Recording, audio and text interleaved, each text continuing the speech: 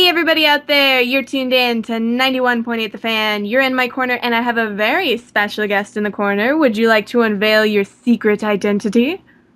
Do I have a secret identity? I don't know. I'm Hynden Walch, and here I am. Here you are. Welcome to the show. Thank you. Thanks so much for having me on. And now, before we get too distracted with girl talk, because I love having girls on the show, because I get annoyed at all the stinky boys that I get on the show all the time. But what initially got you into acting? I know that's the most basic of basic questions, but we gotta start somewhere. Yeah, no, it's perfect. It's foundational. It's excellent background work. I always knew I was going to be an actress. Always, like wee little kid. The story my mom tells is that she asked me when I was very little if I wanted to go see a local production of The Sound of Music, and I asked when the auditions were. And she said, "How do you know that word?" I'm like, "I don't know, but let's go to the auditions. I'm going to be in it, and that's it." And so I did theater as a kid for years and years, and it all just kind of progressed into film and television, and then animation, finally, thankfully. Yay. Well, was animation the big goal, or was that just the place where you felt at home? Animation was always something I wanted to do, but I always was in the wrong place for it. I spent a lot of time in Chicago doing TV and film and theater, and also in New York. And New York does a couple of things, but it wasn't like you could have a career doing animation. So when I finally moved to LA, it was great. It was like, oh, yay, hooray, I can finally do this thing that I've always wanted to do. And then came the years and years and years of auditioning. It is not easy to get a job in animation, let me tell you. So, yeah, it took a really long time, and finally, I did MGM movies first with Maria Estrada. I did The Secret of Nim and Tom Sawyer, and then Nickelodeon gave me a job on Chuck'em, and those were my first things, and then it kind of kept going from there. Well, that must have been a really good feeling to, finally be flipping the channels and you're like, hey, that's my voice in that little character that looks nothing like me. Yeah, absolutely. It was really fun. When I started, you have to learn things very quickly, like how to use a microphone, how not to pop your peas, how to make absolutely no sound when you're in a recording studio, because all the mics are live all the time, and something as small as you scratching your head is picked up by the microphones when it's somebody else's line, and if there's noise over the take, then you have to do it again. So I kind of went through boot camp really quickly at Nickelodeon and went, okay, got it, don't make sound when you're turning your pages, got it. But there's a lot of little rules like that are not immediately evident when you kind of want to embark on this career. Well, usually we only get to talk to voiceover artists and anime, and obviously most of the time they're in a booth alone. So being in a booth together with other people must really bring the energy up. Yes, and it brings out a lot of the truth in the story and a lot of truth in the characters. Well, as I mentioned, I'm from theater. That's my whole thing, and I've done Broadway and all that stuff. And what animation is that makes it 180 degrees different than doing something on camera is that it's like doing a play reading, like a new play reading with like the most talented people on the planet Earth, and you only have to do it once. And it's just like the best of everything, I think.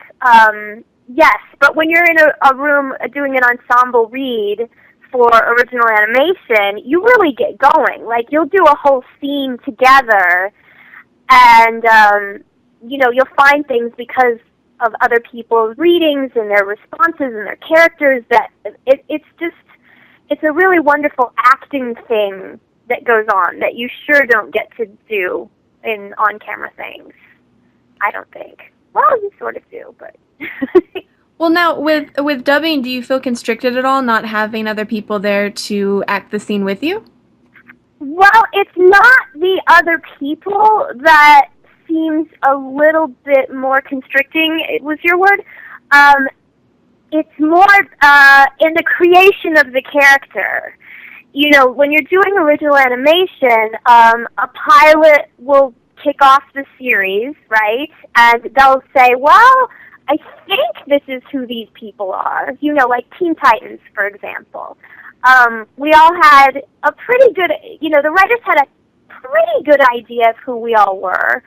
And then we went through casting, but as we got together and read the scripts and did the shows, I mean, it's just, there were nothing but surprises. Like, oh, I didn't think Starfire was like that, or I didn't, and that feeds into the writer's inspiration. And so they start writing directly for what we give to the character and vice versa. And, it's this really great collaborative process that really grows, I think, fully three-dimensional characters in original animation. Whereas in anime, of course, as you know, it's already been done. It's been done in Japan fabulously in another language. And what the American cast or the English-speaking cast is doing is just matching lip slaps, as perfectly as possible. But if you go, oh, I don't think she would say that here, like that, that's not an option to go in and kind of mess with the characterization or the writing. You're very, restricted to what's on the screen. Definitely. And with you mentioning Teen Titans, that's a show that a lot of people still remember and they still watch. It was the fan reaction to that kind of surprising? Did you expect that show to be so popular? Yes. I don't hear yeses often. We all expected it would be just huge. When they showed us the first animation back while we were recording, everyone just went, "Wow, this is going to be ginormous." And it was really exciting. That was a show that was all about love. And there's new ones, right? The shorts are now airing on Cartoon Network. We just recorded a whole 20 new episodes, little shorts of Teen Titans. Very exciting. I know that before we actually gave you a call, I was like, oh no, the opening is stuck in my head, and I haven't seen the show, on TV in quite a while, in a few years, and I was like, how do I remember the words to this theme song? It's a great theme song. And you get to be a really fun character. You always get to look on the positive side. So if you're ever having a bad day, it's kind of like, well, now I get to be chipper. Exactly. Yeah, Starfire always cheers me up. Always cheered me up. You drive through traffic and be like, "Rrr," and then you get to say, "Wonderful friends, let us bask in our gloriousness together." And just feel really happy. Well, it's funny. I have to wonder, is it sometimes difficult if you're having like an opposite day of the character to portray those feelings? Like I always hear that being an angry character really helps get angry emotions out, but if you're feeling really happy, is that difficult to do? No. I guess it comes from doing this my whole life, but I mean, acting is just I don't know. It's like you kind of press a button and go, okay, sad, depressed, happy, ecstatic, joyful, angry, vengeful, righteous fury. It's like, and you just find that place in your heart and in your mind and in your imagination. Everything's just clicking, clicking, clicking. And you get to the point where it's really easy, just on a dime, to live whatever that is, whatever's required in the scene. Definitely. And it's especially nice in voiceover because nobody's looking at you. Nobody's messing with your hair. Nobody's making you wait for 16 hours, to do your scene. You're just right there, and it's very immediate. And, you don't have to stress the being looked at thing. You can just really contort yourself into whatever position will help you get the meaning in the scene and the character out. And the obvious plus is you can be in your pajamas. Oh, yes. Though, actually, we're all dressed very fabulously, usually. Imagine us in gowns. Now that is the image. You always have to get dressed like you're going to a prom when you're voice acting.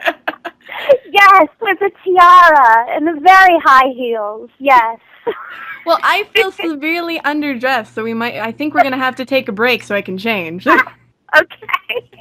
So for anybody out there that also feels severely underdressed, don't worry, you got about 5 minutes to change, so keep it tuned to 91.8 The Fan. Everything you want and nothing you don't.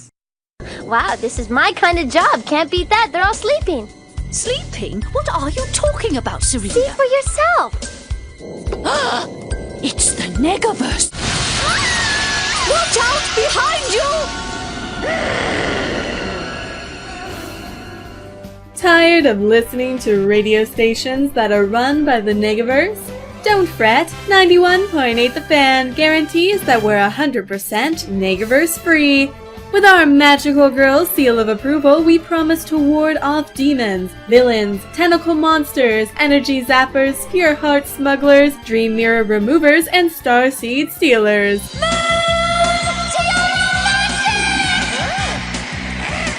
a good aim, are ya?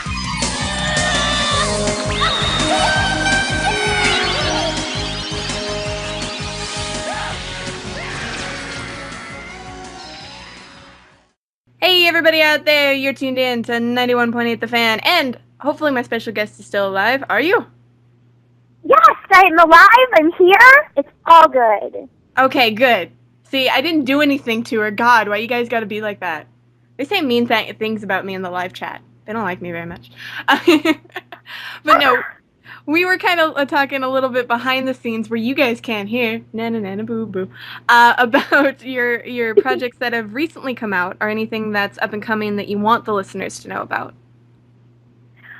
Yes. Well, you were reminding me about Kid Icarus, which is out now. Yes, it is, and all my friends are playing that right now, so that must be an amazing game. Oh, cool. I only saw it in its early stages, and I felt like I was watching something out of, like, a sci-fi movie. I could hardly believe how amazing the 3D was. It was just like, what? What's going on? And it was a really fun character to play Verity, because she's really bratty and, very hot-headed and impassioned. And the writing on that video game was great. I mean, really fun and entertaining and super cool writing. Well, it was funny because when I was doing my research on the character, my friends were trying to explain, yeah, she doesn't like humans. So I'm like, is she evil? Well, no, because then you work with her, but she still doesn't like humans. So wait, is she nice or is she good? Or is she bad? What is she? I don't know. Okay, you were just me, and your friend was just the awesome voice director, Ginny McSwain. When I first started recording this, I'm like, wait, okay, so the player, like, I help the player, yeah, but sometimes you don't like the player and you don't like humans. Okay, but am I evil? No, you're totally good. Well, mostly good. You're good most of the time. You're hot and cold. You're yes and you're no. Exactly. You're unpredictable. Yes. There we go. And that's it. Well, now I need to try it because now I need to see about your mood swings and determine if you're good or bad on my own. Well, let me know when you find out. Watch it. By the end, I still don't know. Yeah. Is there anything else on your radar that recently came out or that you're working on that you can talk about? Well, let's see. I just wrote a children's book, which is brilliantly illustrated by my friend Sarah Green Reed. If anybody would like to check that out, they can go to Violet and Green with an E on the end. So Violet and GREENE.com. And my children's book is called Ben and Boo, Two Dogs on Mars with Banana Pies. Oh, that sounds cute. That must have been It's very cute. That must have been fun to do something that's not so much, voicing the characters, but, bringing characters to life in another way. Yes, well, I'm also a writer, so that was a fun little children's book project. I'm currently working on a nonfiction book about the free produce cooperative that I founded called the Hillside Produce Cooperative, which, if you want to find out more about that, you can go to hillsideproducecooperative.org. And I'm also working on a novel, so a lot going on. Oh, and possibly maybe developing some TV shows as well. You are a busy bee. I can't keep up with all that. I know, it's so crazy. It's so crazy. Well, with all the fans out there who do want to keep up to date, do you do any social networking or do you have your own website? I have my very neglected website, which is hyndenwalch.com, which I hardly pay attention to, and I'm Hynden here on Twitter, which I sometimes will say something on, and I'm on Facebook as well. So hopefully you'll keep us updated. I'm really bad at it. I'm so bad. I mean, I read my own IMDb page to find out what I've done. Like, really? I was on that? That's right. Awesome. And sometimes IMDb just puts stuff up there and you're like, wait, did I do that? Maybe I didn't. No, I didn't do that. Why is that there? Exactly. Well, there's a couple things on my wiki page that are like, yeah, that doesn't exist. But I wish it did. Like, somebody said I played, like, Dixieland on Fun Time with somebody and somebody. I'm like, okay, that sounds really awesome. I wish that was a show. But, yeah. Oh, we should talk about Adventure Time, though, because I was just telling you on the break, it is the best show ever. It's taking over the world. Well, how about you tell the listeners out there what character you play? I'd say Princess Bubblegum on Adventure Time on Cartoon Network. And, yeah, that show, what was I just telling you? Oh, you will love this show if you're 5 and you're into pretty princesses. You will love this show if you're a sophomore in college and you're staying up really late at night doing things you shouldn't. And you will love this show if you're in your 40s and you're an award-winning writer. It's like, it has absolutely unending appeal for everybody. They broke it wide open. It's an amazing show. It's so funny. And I keep hearing about it too. Like, I've seen internet reaction from it is really big, and I'm kind of see, you're telling me so much about it and how amazing it is. I'm disappointed at myself never seeing it. So, now I have something to add to my to-do list. Thanks so much. Awesome. Well, you'll like it. You'll like it. And I can tell that the listeners like it because quite a few people are saying how awesome it is in our live chat. So you've got a ton of more fans immediately interested. Sweet. And now, is there anything else, or is that all we can think of right now? Well, that's kind of all I can remember at the moment. I think I'm going to be at some Comic-Cons, but of course I can't remember what they are. well, you'll hopefully keep us updated on your Facebook. Yeah. Sorry, I'm really bad. Oh. No, it's fine. I'm totally used to this, and if it makes you feel better, a lot of people I have to remind them what they've been in, so don't feel bad at all. Okay, good. Well, I could tell you a funny story about how secretive everything is nowadays. Oh, sure. And we see NDAs all the time. We know that there's a sniper outside your window always pointing the gun at you just in case you slip some information. But assuming the story is safe, we'll keep it safe here on the air. It is safe. And, okay, so I get a lot of auditions come to me. And they'll say, do not discuss this audition with anyone. Your husband, your wife, your mother, your father, your best friend, tell no one. Do not tweet, do not post, do not Facebook.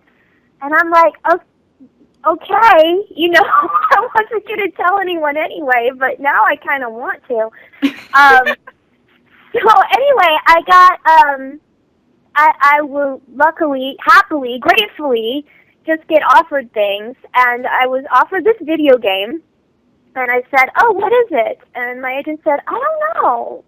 And I went, okay, well, she'll tell me later. But she never told me. And so I went into the recording session, and they still wouldn't tell me what it was.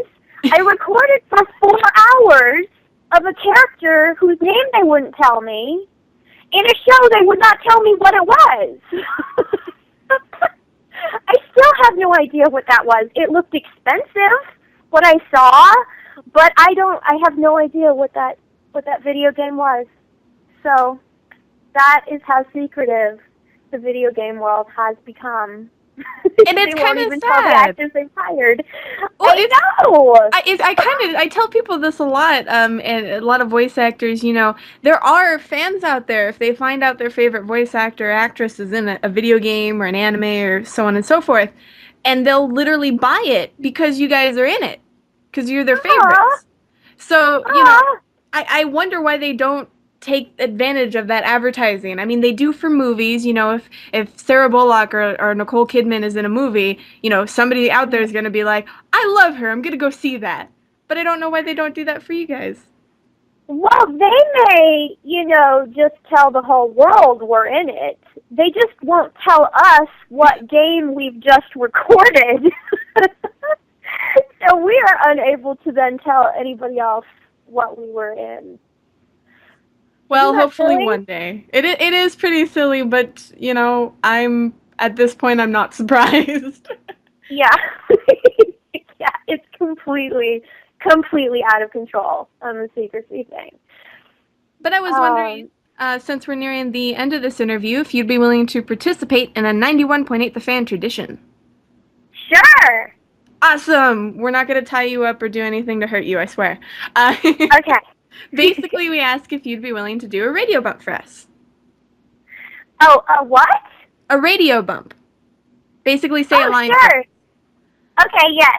All right. You got to direct me, though. I will do that. The trick of it is we do it live on air, so if you mess up, everybody hears it.